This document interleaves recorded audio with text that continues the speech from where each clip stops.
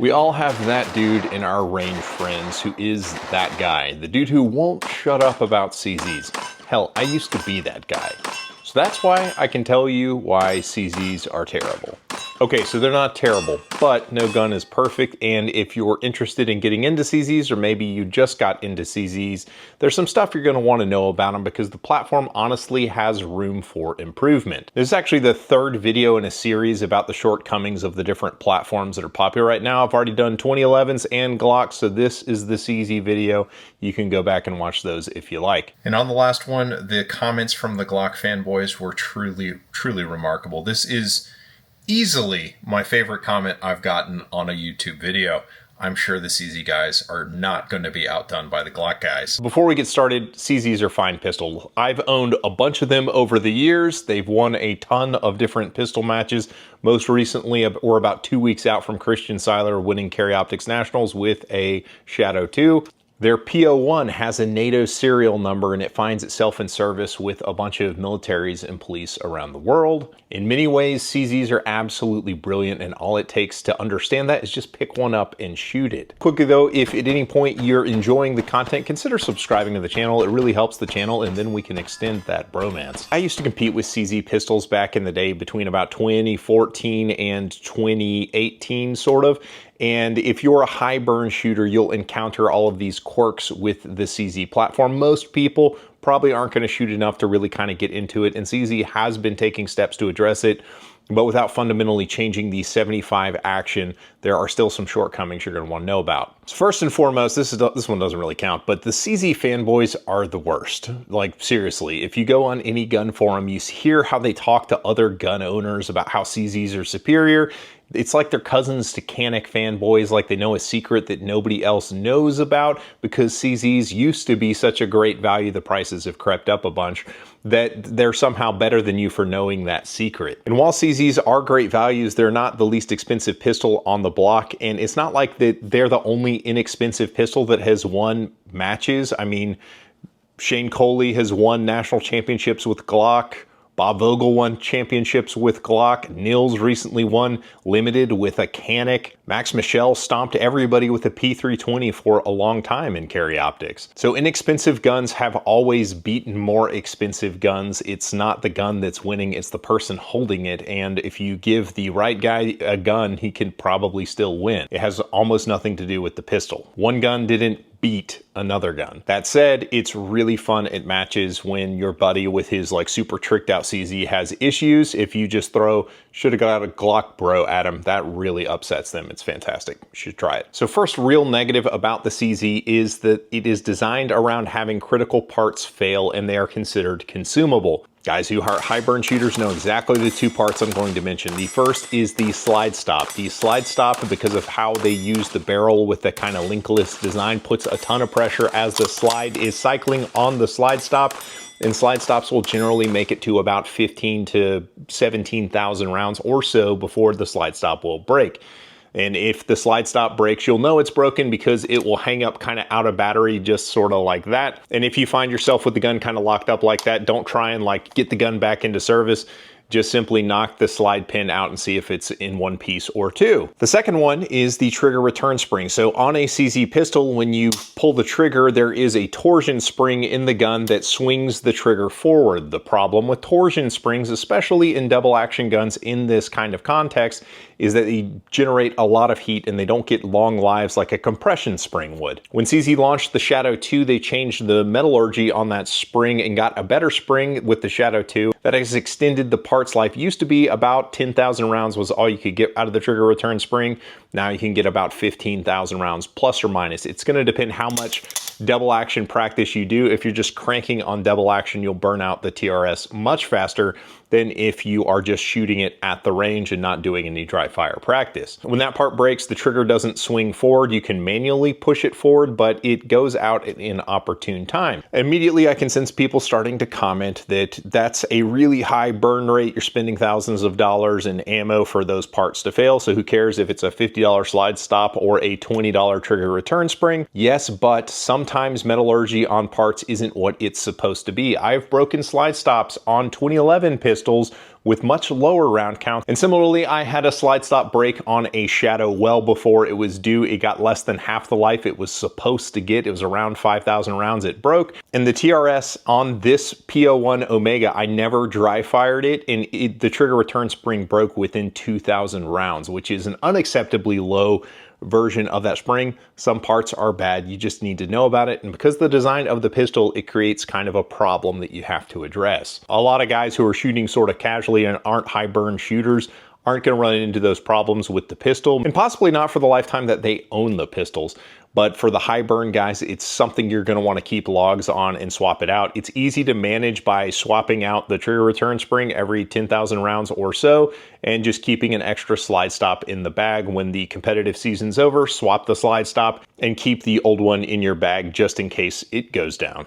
And while that is annoying, when you get into the 75B action, there is another thing that you have to be aware of, and this one is slightly more serious. That is on the 75 guns that do not have a firing pin block, they retain the firing pin with a firing pin stop, similar to what a 2011 does, where you punch in on the firing pin and slide the stop off. They don't do that on the 75B. The 75B firing pin is retained by this roll pin you see right here. The firing pin on those guns is notched and it slides back and forth, battering that roll pin. If you just dry fire the gun a bunch, then the firing pin will eventually break that retaining pin, and the little flake that comes out of that retaining pin will likely bind up your firing pin, so you will go to shoot and nothing will happen. Now, no gun is truly dry fire immune. You should always be using snap caps if you're going to be pulling the trigger a bunch, and CZ themselves have acknowledged it with the P09C. It actually comes with a little snap cap that you put in the chamber if you're going to dry fire the pistol.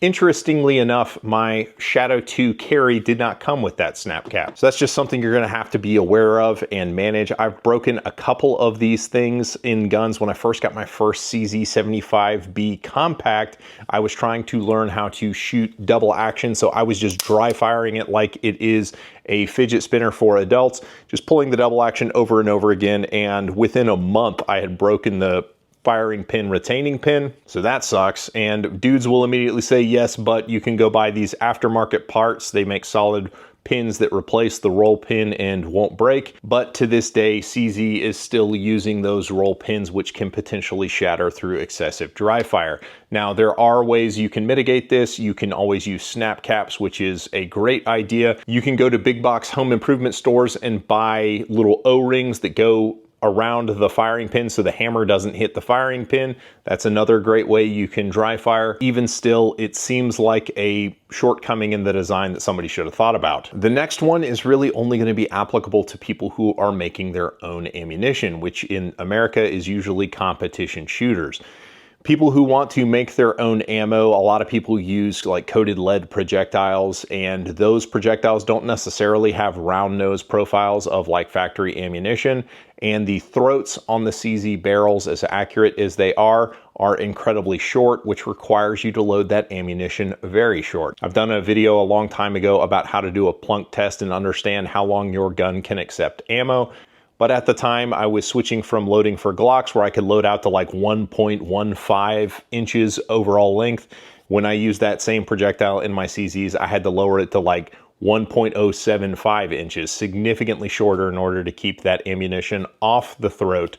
And sometimes if you're at a match and you see somebody with a CZ that doesn't go into battery, that's why. Generally speaking, if all you're doing is shooting factory ammo that's not weird projectile shapes, you're never gonna have a problem with it. But if you're loading your own ammo, you have to check the throats on all your guns. Now, if you want to remedy this and load it to be the same length as you would use in all your other pistols, you can send it out to a place like Patriot Defense, where they ream the throat of the barrel and you can load ammunition just about as long as you like. So it's annoying, but you can learn to live with it. The next one is going to be for my big-handed friends out there. The CZ frames, while they are super comfortable in how it seats the gun in your hand, don't leave a lot of space in order to get your support hand on the pistol and get behind the gun. If you switch to a grip that is like a palm swell style grip like these LOK Grips are, it's the way the gun should be from the factory. Most of the grips that come on specifically the Shadow 2s are these little flat grips that don't give you any kind of contour or palm swell, and it makes the gun not as easy to shoot. If you want to go to LOK Grips and check out a different set of grips, you can use code HUMBLE and make your pistol look prettier and be more functional. LOK Grips are basically the first upgrade anybody with a CZ will do, and I can't blame them because it just makes the guns much more enjoyable to shoot and they look cooler. Other double action guns like the Berettas and the P226s, they don't really have that problem. The Tanfolios have brilliant frames which simultaneously work better for people with big hands and still provide a better trigger reach. So the CZ frame is just a little bit weird and undersized relative to the other pistols in the segment. The next one is going to only apply to those of you who like to wrench on guns yourself. If you've never stripped down a CZ to pins and springs, you don't know the frustration of doing so. It is the most difficult platform to work on in the double single format. I'll put it behind the Beretta. I definitely put it behind the 1911s or 2011s. It's just very, very fiddly and takes a bunch of time with a bunch of tiny little parts. Now you couple that with the fact that you're, a couple times a year, if you're a high burn shooter, swapping out your trigger return spring, it's just a pain in the rear to do. You get good at it with enough practice, but at the same time, coming up that learning curve takes time and a lot of people just hate it. And the next one kind of hinges off that. The typical CZ trigger job, if you are brave enough to get the thing taken apart, the traditional trigger job is not like a 2011 trigger job where you get a better sear and a better hammer engagement that lowers the pull weight. Generally, people are buying the kits, and you guys know exactly the kits that I'm talking about, that are using an extended firing pin with reduced power firing pin springs and changes the hammer spring weight. Those are the big changes everybody does, and it improves the trigger. The problem with that, and you can see that in the video I'm showing you now, my buddy Robert from the Paracast recorded this a couple years ago, the guns are at that point no longer drop safe. As you can see, the round goes off with the extended firing pin,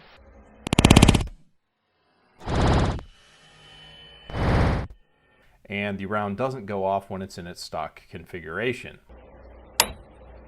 Nope.